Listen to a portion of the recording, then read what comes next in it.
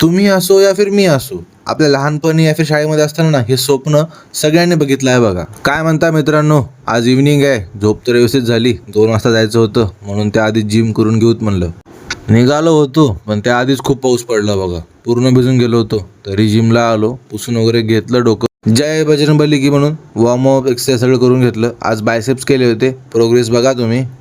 अरमान भाईला bye म्हणलं आणि सरळ निघालो रूमकडं. येताना पण खूप पाऊस लागला. तसंच भिजत आलो. आंघोळ वगैरे करून घेतली, फ्रेश झालो. पोस्ट वर्कआउट मील बनवलं होतं, ते खाऊन घेतलं. इकडं मध्ये निखिल आणि मनोज चपाती बनवत होते. त्यांच्यानंतर मी पण भाजी बनवून घेतली हरभऱ्याची मस्तपैकी. भाजी बनवून झाली होती. सगळ्यांनी जेवण उरकून घेतलं पटकन. साईडला लगेच युनिफॉर्म प्रेस करायला घेतला मी. टाईम झाला होता, पटकन तयार झालो आणि आलो बाहेर. पाऊस पण खूप पडायला होता. मनोज भाऊचा स्ट्रगल बघा कसा आहे बसमध्ये जाण्यासाठी. निघालो होतो हॉस्पिटलला, पण वेगळंच घडलं. स्वप्न पूर्ण होता राहिलं बघा. समोर झाडं पडली होती म्हणून रोड ब्लॉक झाला होता. शाळेमध्ये असताना ना खूप पाऊस पडावा, शाळेला सुट्टी भेटावं, असं सगळ्यांचं स्वप्न असेलच बघा.